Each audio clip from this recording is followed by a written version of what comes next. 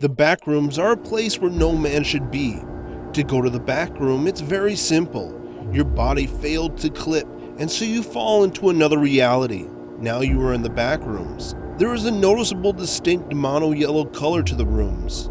The sanity-leeching humming of the fluorescent bulbs above, the damp carpets on which you tread, and the seemingly endless halls. The backrooms are much larger than it seems, much larger. At an estimated few 100 million square miles, it is likely that you will not meet another soul, at least not for a while.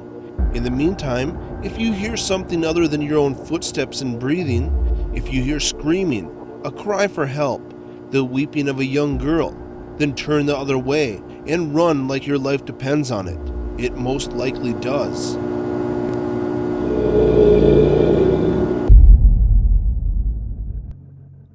There is multiple levels of the backroom.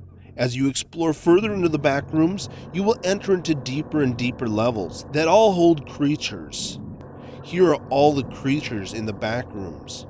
Level 0.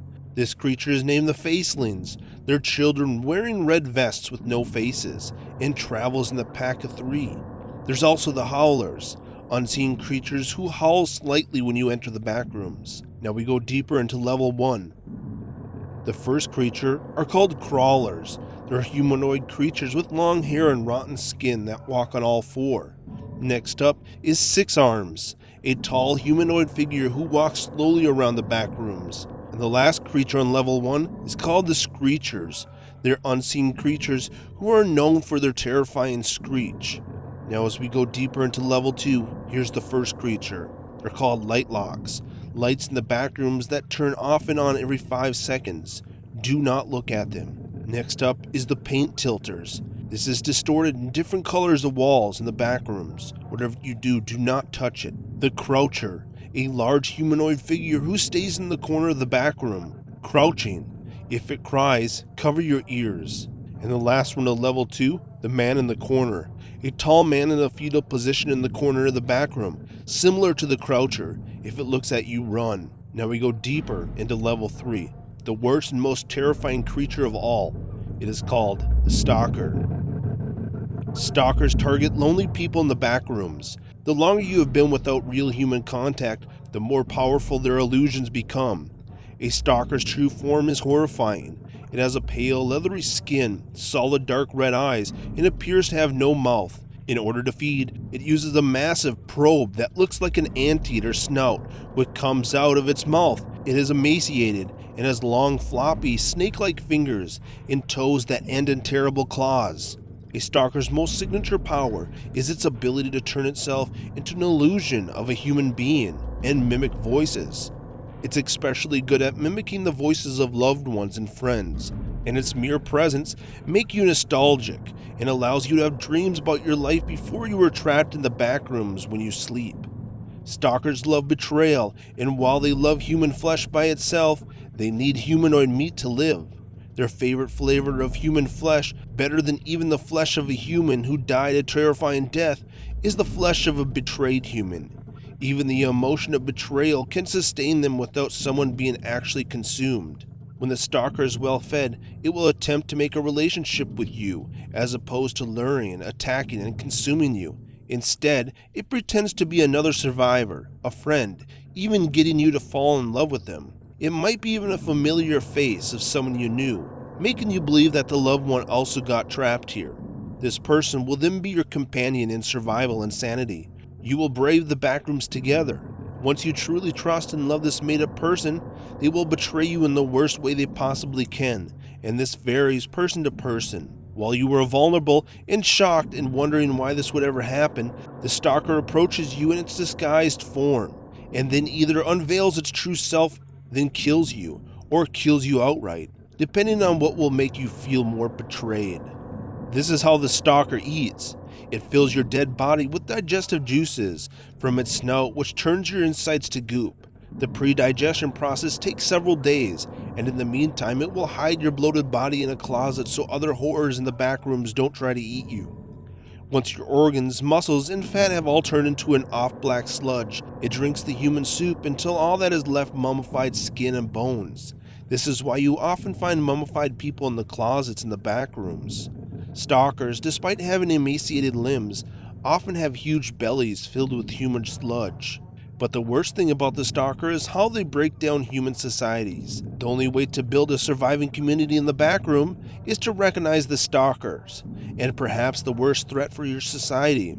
They can disguise themselves as survivors, and it's really hard to tell if someone is a Stalker without extensive psychological testing. Since after preying on enough humans, they usually learn how to shut off their nostalgia aurora, which can be used to detect young and inexperienced stalkers. Once they're disguised, they pretend to be normal members of society, but sow rivalry in it. Their goal is to get large numbers of people to betray one another. When this happens, more stalkers can smell the betrayal, and the normal solitary creatures will attack the now collapsing society in a group and abduct as many of the now treacherous humans before digesting them in a massive number. This means that while one stalker sowing discord can be a hindrance, a group of stalkers coordinating a massive betrayal can wipe out your entire society in one fell swoop. While stalkers are relatively delicate creatures, they can run on all fours for far longer than their bloated bellies would suggest, and their long arms are far stronger than you would expect given that they have almost no muscle. But the worst thing about fighting stalkers is that while they are cruel and heartless creatures, they are very cunning and can create powerful illusions. They might create an illusionary image of a wall or doorway in front of you to trick you into running the wrong direction. My advice for fighting them involves several things. First, if someone suddenly appears in front of you and wasn't there before, act as if it isn't real because it isn't. Second, don't make it a battle of endurance. You will tire out long before the stalker ever will. This is because stalkers are constantly energized by the sludge in their bellies. Same goes for running away. Don't save your energy, just sprint away until you've lost them. They can't run as fast as you, but they can run multiple marathons non-stop.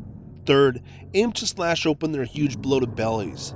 The reason for this is that the black sludge will leak out, and if you can get most of it to leak out, the stalkers will become exhausted. And the base of their mouth. If you can cut that off, they will be in immense pain.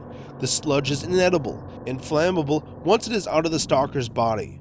I highly discourage fighting them, even if you know when something is an illusion. It is extremely confusing and disorienting.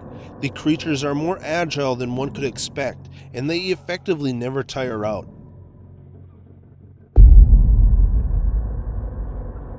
Many of the people in the back rooms are still able to communicate with individuals in the real world. Here are some of their stories. My name is Felix Chadwick. Around a month ago, I was looking for a crowbar I misplaced somewhere in my dad's house. We were renovating a room that had been sealed off from the rest of the house, so I was going to pry it open. After about an hour of scrounging around, it had been located. What I didn't expect was that it would be perfectly stuck in the drywall of my kitchen. When I went to pull the crowbar out, it was ripped from my hands at full force, disappearing into the wall and creating this weird effect. It was almost like rippling glass that cracked and reformed as it moved. Moments later, an oily, black, clawed hand come out of the wall and grabbed onto me. Next thing I know, I'm staring into the soulless eyes of this thing with a broken neck. I heard a gunshot. There was screeching, howling, and all of a sudden I'd been hoisted over a man's shoulder. I had some bruises, but that was about all. As I looked around, I saw nothing but yellow walls and gray carpet that seemingly stretched outwards indefinitely in every direction. There was the moment I realized I was in the worst place ever to be. I was outside of reality, in a cosmic of sorts, the Backrooms. The man helped explain most of it to me and gave me a watch and a hatchet. I wandered for about 8 days before I saw any real people. Furthermore, I found a phone in level 1. I'm still trying to find a way out. I'm not sure when that will be though. I hope I'll get out soon. I just want to see my family.